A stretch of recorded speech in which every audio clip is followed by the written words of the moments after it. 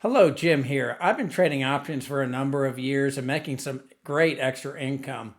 2 weeks ago, I believe I had my best week. I want to share with you the strategies I used to accomplish that. And at the very end of the video, so be sure you stayed until the end, I'm going to actually share with you my trades and why they worked out so well. So let's go ahead and jump right in.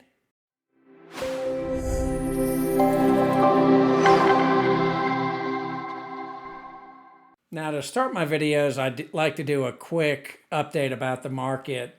The labor market is slowing down a bit, and also the consumer is also not spending as much. At least it seems that way. A lot of the retailers have reported a slowdown in purchases, and I think that's probably going to continue. I don't think we're going to go into a recession, but we are definitely slowing down. And that kind of leads to my next big point is I still think we're going to get 2 rate cuts. I'm thinking September and October timeframe, right before the elections. I'm not sure they're going to cut much more than that. I believe just the pressure due to the election is going to encourage them to do those 2 cuts and then probably to hold steady and probably not reduce anymore after that. So let's jump into the main talking point for this video. Now, in the past, I've always said pick great companies, find companies with low debt, high profitability that, hopefully pay a dividend. If they don't pay a dividend, that's okay, especially for growth companies. And if they do pay a dividend, it's less about the yield. It's more about, are they growing that dividend? Do they have plenty of cash to continue paying it? So those key criteria, and then also debt. Are they okay debt-wise? I prefer no debt to low debt. And once you identify those criteria and you pick the companies, you're still not assured you're always going to have success. Almost every company I've owned, going back nearly 40 years, they've had times when they did not perform as well or they made a bad product choice. I go back to the Coca-Cola when they tried new Coke and they had to go back to classic Coke. That was a big mess up. And again, if you look at any particular company, there's always instances like that, some much worse than others. Now, one thing I do like to do is I also like to trade on ETFs. I like to own ETFs, and I like to have a balance, probably more in ETFs than in stocks. So I think a balance of the two makes you a better trader. And just the nature of working with ETFs, that does make them a little bit safer when you're selling options on them. The chance that it's going to go into the money is a little bit less. And then if it's assigned, again, like any of these, I always go back to, I typically don't sell options on companies I do not want to own. And the same thing with ETFs. I typically want to own these ETFs. The only exception is IWM, which is the Russell 2000. I use it like SPY. Some people use SPY just to make money. I kind of do that with IWM. Now, if it got assigned to me, I'd be okay with it. But I found it works pretty well. So at times I will do either iron condors or vertical put credit spreads when I'm trading that particular one. I haven't done anything with SPY. If we have a market correction and SPY comes down a bit more, I probably will start trading some with SPY. And I do own some SPY, but not 100 shares. I think I have like 20, maybe 15, 20 shares, something along those lines. Now, one thing I've also talked about that I continue to work on is also ranking the trades. So once you find the company or ETF you want to trade in and you find that it's a good price, meaning it's not, you're not going to end up buying it and then it drops by 10 or 15%. If you look at its 52-week range, you're more in the middle to the low side versus at the very top of the 52-week range. Now, if it's a fast-growing company, that might be different because it's constantly going up. And I found that with some of the companies, especially growth companies, maybe you don't worry about being in the middle of the 52-week range or the low side. And then I like to rank the trades based on the return on investment or return on, capital that you're putting towards that particular trade. And I like to compare like to like, meaning you can't really compare cash secured puts to vertical put credit spreads. So I can kind of weigh how good a vertical put credit spread is compared to other vertical put credit spreads. Same thing with iron condors or more complex strategies. mainly because a cash secured put requires so much more capital that just by the nature of it, it's going to have a lower return on investment. And then once ranking that, and then looking at, again, the key criteria that I talked about before, like what's the return on equity, what's the debt to equity ratio. Of course, the lower the better. No debt is even better. And I'm trying to do that more and more. It's still kind of work in progress. I'll share with you, I do have a worksheet page that I'm continuing to update that I share with my membership. And that leads me to the memberships. If you're curious and want to learn more about my memberships, details are in the description. I have 3 levels.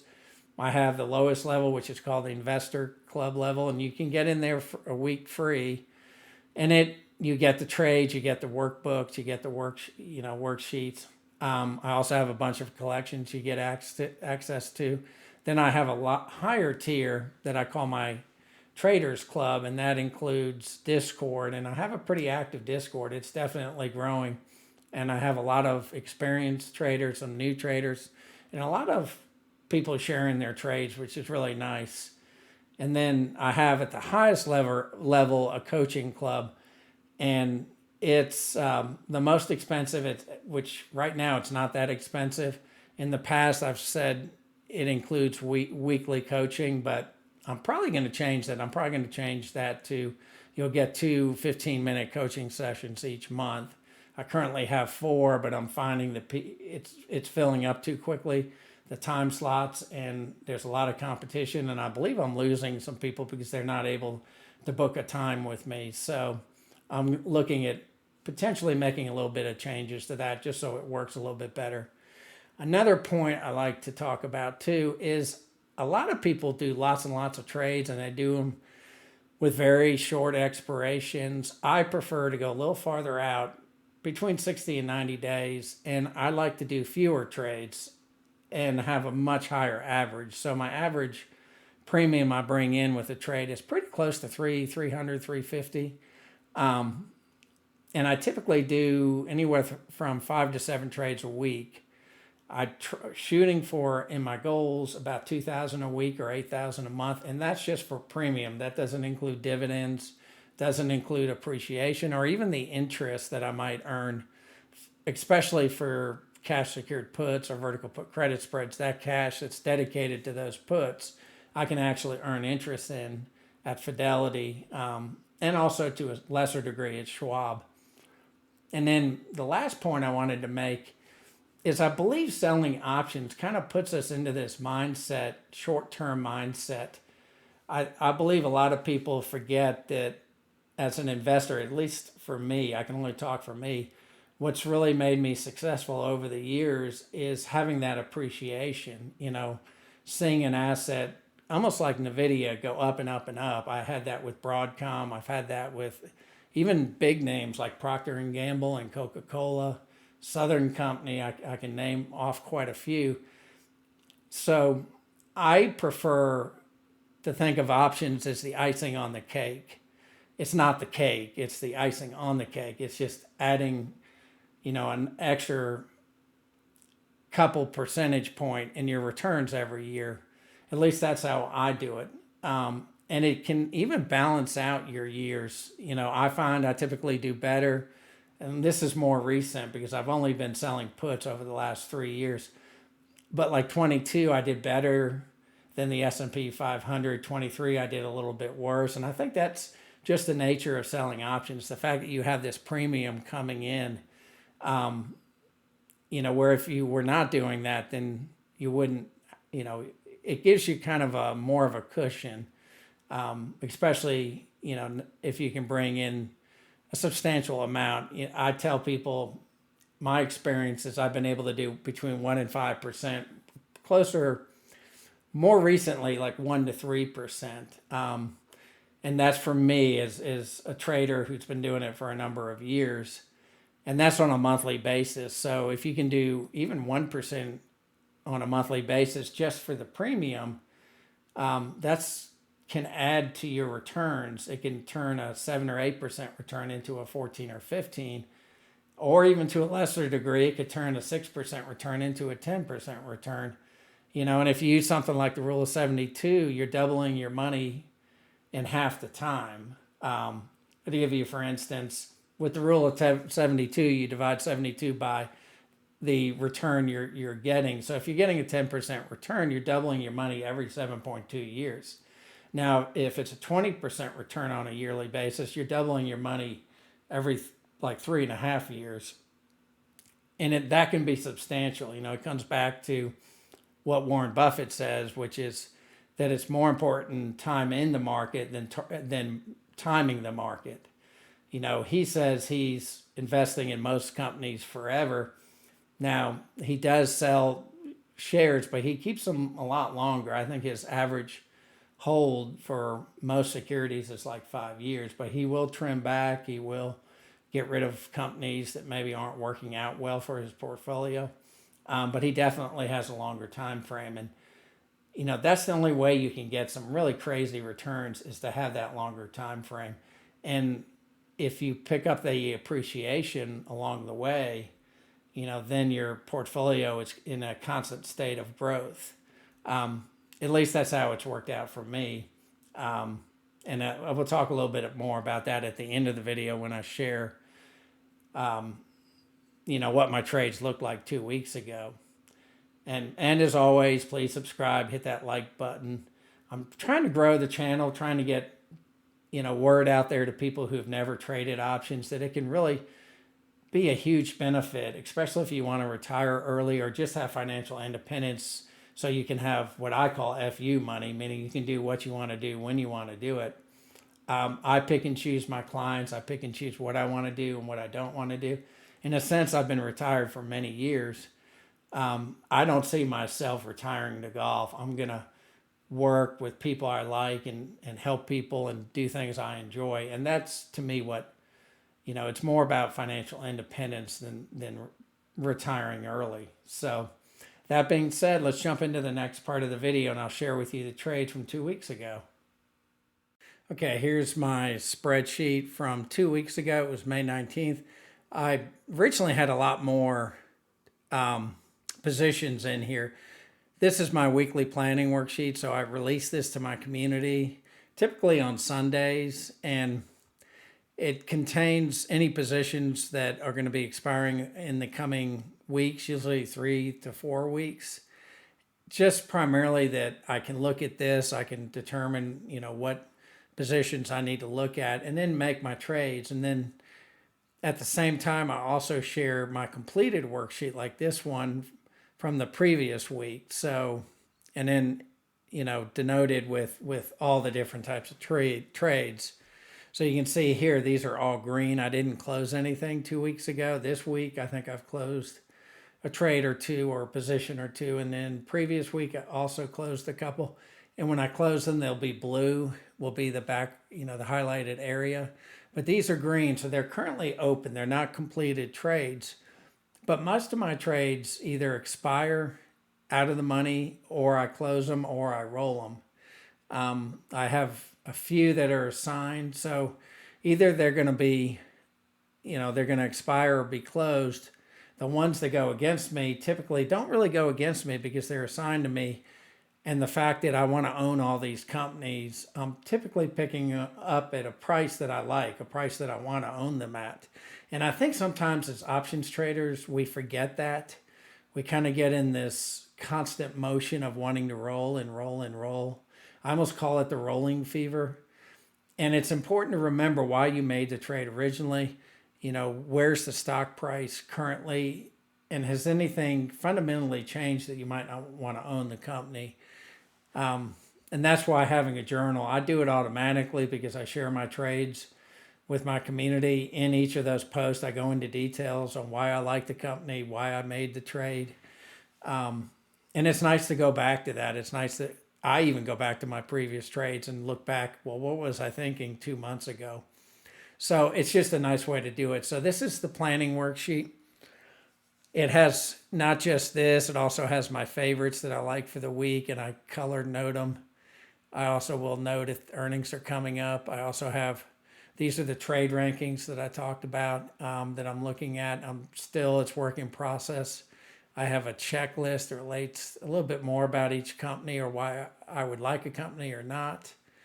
Then I have guidelines for both puts and calls and things to keep in mind when I trade. And then goals. I also set this up with goals, not just premium revenue, but dividends. Like here, I'm saying that at that time I was currently earning $1,800 a month in dividends. I want to get that up to $2,300. I have 8,000 in premiums, which is my newest goal recently, and it's kind of a tall order. I think I'm going to struggle trying to meet that goal.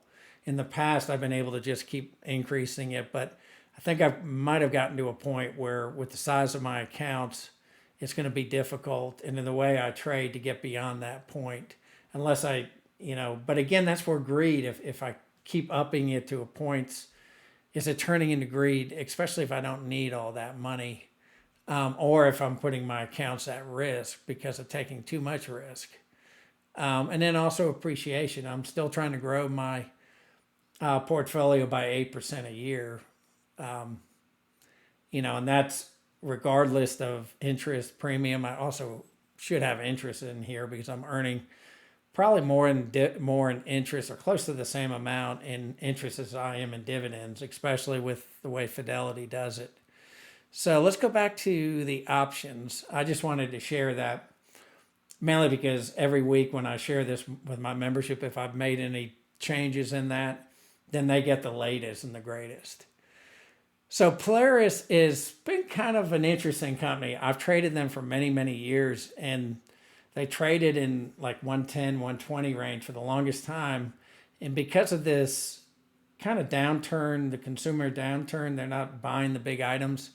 They've come to probably their 52-week low, almost like a multi-year low. And this is another company I want to own. They're fine with that. They have good profitability. They pay a fairly good dividend and have plenty of cash for that dividend and grow the dividend. So this one I did a roll. I rolled it 85, 65. Now this is in my brokerage account. So this trade has actually been around a lot longer. So this is one exception that I am going to try to see if I can get out of it, because I have a similar trade now in my Fidelity account. But this one I brought in, so far on this trade, I brought in over 1,100 in premium, and that's from the initiation date. So if you look all the way to the left, I have an initiation date. I forgot to put it there. But this one probably is 6 months old. I probably have rolled it twice. So I brought in 1186. This trade I brought in 410. So this is just for this particular trade at the time. I believe the previous one I had closed. So this is almost like a new trade. I brought in, or the required capital is 3586, which is the spread, the $20 spread times 2 times 100. And then yearly ROI is like a 34%. So, and this is again one I don't want to get assigned. I currently have another one that will probably be assigned on the 21st of June, which is perfectly okay, because in my Fidelity account, I do think it's going to be like $100 stock again before too long. And actually their year over year earnings guidance actually shows that they're going to kind of rebound later in the year, maybe third quarter or fourth quarter. Zoom, I talk about Zoom in a lot of my videos. This again was in my brokerage account, and same scenario is Polaris. I want Zoom to I want to own it in my Fidelity IRA account, not really in my Schwab. So I may try to get out of this one. So I've rolled it lower. And I actually so I rolled it out to 8/16 to 2023, and rolling is just closing your existing position, opening a new one, and hopefully bringing in enough premium that you've done pretty well. So in this case, I thinned out the spread. So it was a 60-45, and now the new spread is 60-50. So I don't need as much capital for this. And of all the premium I brought in with this so far, for 1430, I brought in 178.69 for this particular trade, and that's like a 42% yearly return. And my required capital is 1821. This is just 2000 minus the 178.69. And the 2000 is this two contracts, a $10 spread. So you're talking 2000 and then minus 178.69 because you brought in the additional premium. So Zoom I like. It seems to trade in that 60 to 65 range, and they're making good money. They have no debt. Just an overall good company. In my mind, they're probably undervalued. I wouldn't be surprised to see them at some point. People wake up and say, oh, that's a better company than they realize. Wall Street doesn't particularly like them. It's also, I believe, related to compensation. And I think Zoom will probably address that at some point. Next is ACLS. This is a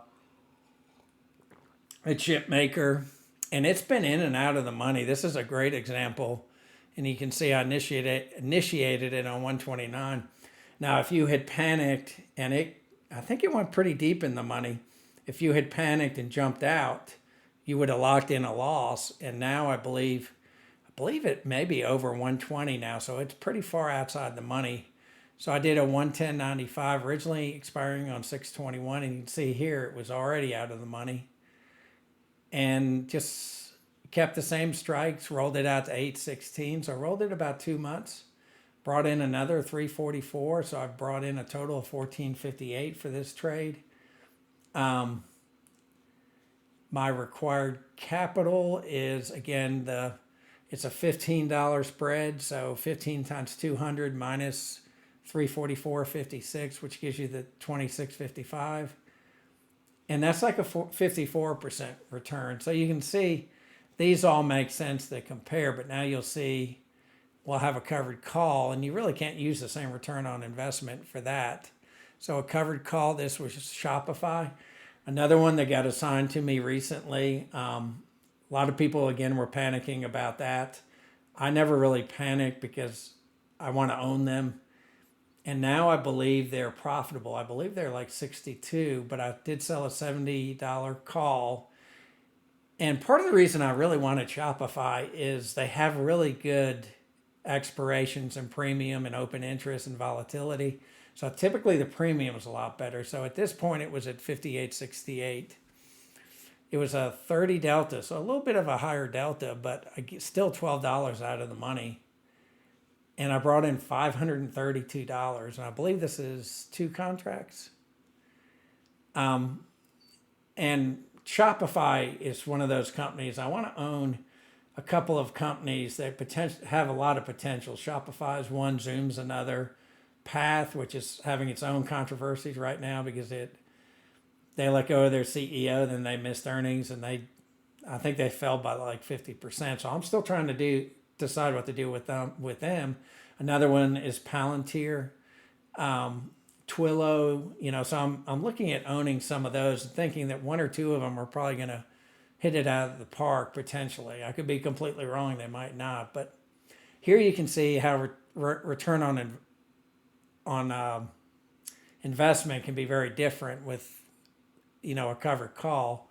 So the required capital is 12,122. That's what I paid for those 200 shares. So this is like a 13% return, which is huge in my mind in the covered call world. I a lot of times say double your dividend. So if your portfolio's earning 4%, you can potentially double that and earn 8%, 4% in dividends, 4% in covered calls. Well, with stocks like Shopify and Zoom, you can do much better. Another one is AbbVie. This is a company I've done trades on in the past. I think this is probably my 4th or 5th trade over the years. I think I did AbbVie back in 21, 22.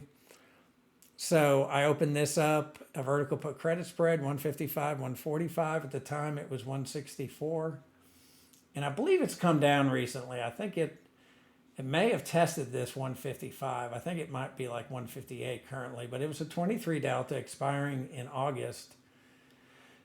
And brought in 275 in premium. Here again is a required capital. 66% return, which, is a good return for, in my mind, a great company. A company that pays a good dividend, has plenty of cash for the dividend. It's an old timer. It's I don't know if it's an aristocrat. It might very well be, but I believe they pay a really good dividend too. APP, this is the app loving company, which they have, I think they do a lot of work related to Apple, apps on Apple. I don't know if they also work with Android, but they might. But this is, I believe, either the first or the second one I did with them, but 70/60. At the time it was 82. So this is one where I went a little higher. I think $82 is a couple dollars from its 52-week high. It had outrageously good earnings and shot through the roof. I believe the previous trade I did was maybe 50/40 or something along those lines. So this is an instance I'm like, well, look at how profitable they are and how well they're going to do. And it's not a huge high delta. It's a 20 delta, just and a low end 20 delta. I did it 8/16, so I did go again more like 60 days out. And I brought in 369, and you can see the required capital, just because you brought in more cash, can be significantly lower because I was bringing in so much cash. And I had a 95% return if you adjust it for the year. But that's a nice piece of change, $369. And I marked it as green because it was the second best return on investment of any trade. So I'll continue making trades on APP, and it looks like the 20 delta is a good place to be. Now UPS, I've wanted to trade in with UPS for many, many years. It has come down recently. So I did a vertical put credit spread, 135, 125. It was right shy of 140 at the time. Now, I believe it's still in that price range. I believe it's like 140, 141. This was a 719 return expiration. So shorter number of DTEs. And then I brought in 305. Again, I think the DTEs was that 57? Yeah, 57. So it's less than 2 months. And that's why the return was so high, 115% return. So I get a lot of questions. Well, how much capital do you need to make these trades? If you add all these up, it's a total of 25, 30,000. Now, you would definitely need more than that, other than for the covered call. I firmly believe in keeping enough cash so you can, if all of these are assigned, you can afford it. And that's how I am. That's not always been true. I did a trade in my Roth. I meant to do it in my Fidelity IRA, and I did it in my Roth, and I did not have enough cash. If you go back to my CVS trade, I think I even did a video on it. I ended up having to sell 100 of the shares, and I kept 100, but now CVS, I think, is approaching being profitable, or almost to that point. So UPS, again, a good company, pays a good dividend, been around forever. Just a good company overall to own. Now, overall, how did I do? And you can see over here, I did 24, 16, 54 for the week. I'm pretty confident that's my highest week. When I first started trading, I didn't make that much in a whole month. I think my first month, my goal was 1,000. So I've been increasing my goals. Now, you can see I'm at 6,093. I do believe I made 8,000 for May, but I did not reach that goal in April. I don't believe I have. I'd have to go back to my own video. And so far in June, I'm having kind of a slow start, not a bad start, but definitely 8,000 is really pushing that goal for me. It's going to be difficult. And then my average trade is 345. So again, I did, what is that, 7 trades? 1, 2, 3, 4, 5, 6, 7. So I did 7 trades. And I did, let's see if I have, I did 3 on one day. And then I did 1. So I did 3 on the 20th, 1 on the 21st, 1 on the 22nd, 1 on the 23rd, and 1 on the 24th. So, and that's what I find too. I find that certain days seem to be really good days for trading. And in those instances, when it seems like you're finding lots of good premium, it makes sense to potentially do more trades. But every other day, so one day I did 3, and the other 4 days I did a single trade each day. So that's what I wanted to share with you guys. As always, please leave comments. If I forgot to mention something in this video, please add whatever I might have missed. I do answer almost all my comments, and pretty quickly, usually within 24 to 48 hours. So thanks for joining me, and look forward to seeing you next time.